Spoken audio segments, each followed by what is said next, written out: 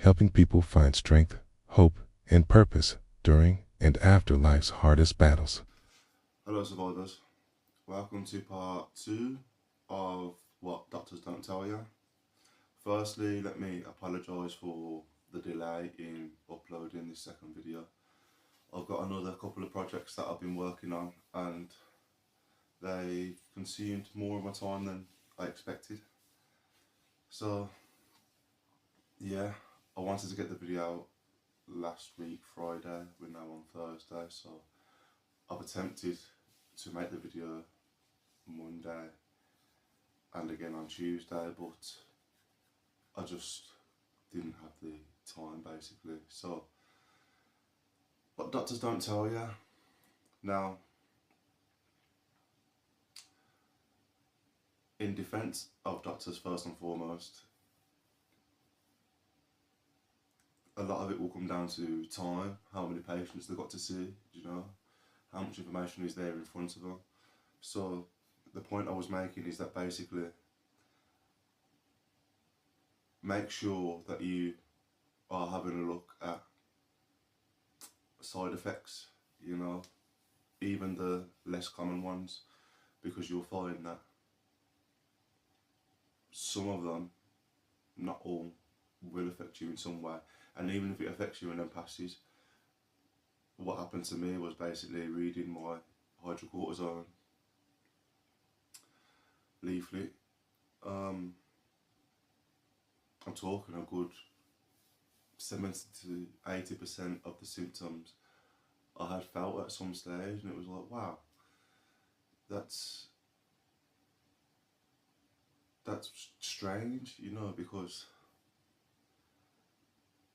I could name virtually everything on there, and I could tell you basically when it happened, you know what I mean, when I felt that feeling, and a lot of it had passed, but there was a lot that was still on there that maybe was to come. Like I said, my main issue was that it affected your heart, so obviously with having heart problems already, I didn't want to prolong being on it any longer than I needed to, so it was a case of me training my body back into working for itself, after coming off chemotherapy. Obviously I had to be on hydrocortisone whilst on that and then stay on it afterwards to help my body recover, help my other adrenal glands start working by itself. So initially I had to train it. So my point was, the doctors gave me their dose, do you know what I mean? And they gave me their plan of when and how they was going to wean me off it. And I basically weaned myself off sooner than they had planned.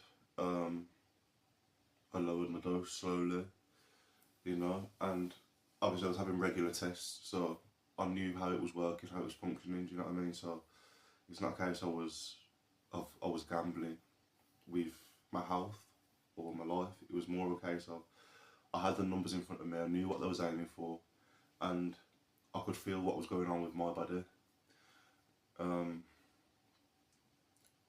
Besides having health problems, I'm quite a fit and healthy person, I'm quite an athletic type of person. I love taking part in sports, not so much watching, but definitely taking part and being active, being mobile, Being a mechanic is very hands-on, so a lot of moving around. So I'm a very active person anyway, so with the numbers in front of me and knowing what the plan was and what the consultants, the doctors and what they were aiming for, I was able to make my own plan and work at it sooner than the doctors had predicted. Now, obviously, when I came off it altogether, they wasn't quite happy with how fast I was recovering from not taking them at all, so they advised that I restart it, and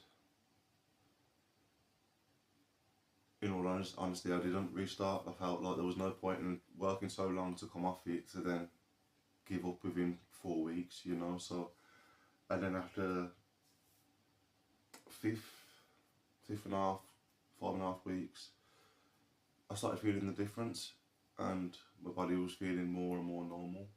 So now it's just there if I get really ill, if I have to go for certain surgeries, like having the teeth pulled out at the dentist, or certain procedures, you know what I mean, other procedures, anything I need to go in for a procedure, I'll take the hydrocortisone just to help boost cortisol, you know, really reduce my stress levels and stop the anxiety kicking in, because that's what happens to me. I get really bad anxiety now, which I didn't get before. So it's all about knowing your body and looking after your body. You know, if you look after it as well as you can, you'll see signs sooner. Sorry, I feel like I've been a bit hypocritical with that one, because obviously with my cancer, it was growing in me for 4 years, there or thereabouts, and I didn't have a clue until I was moving tools from one van to another, you know, and I had, it basically felt like a cramp. It was like I overstretched, had a cramp in my back, but this cramp didn't go away for months on end.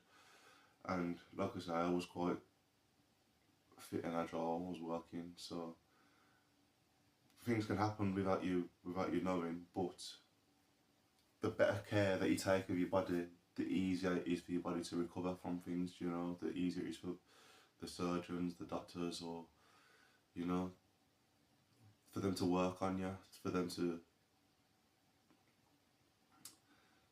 take the problem away, you know, and again, the easier and the better your recovery will be. So that's basically all I wanted to say, is that it's not always the doctor's fault.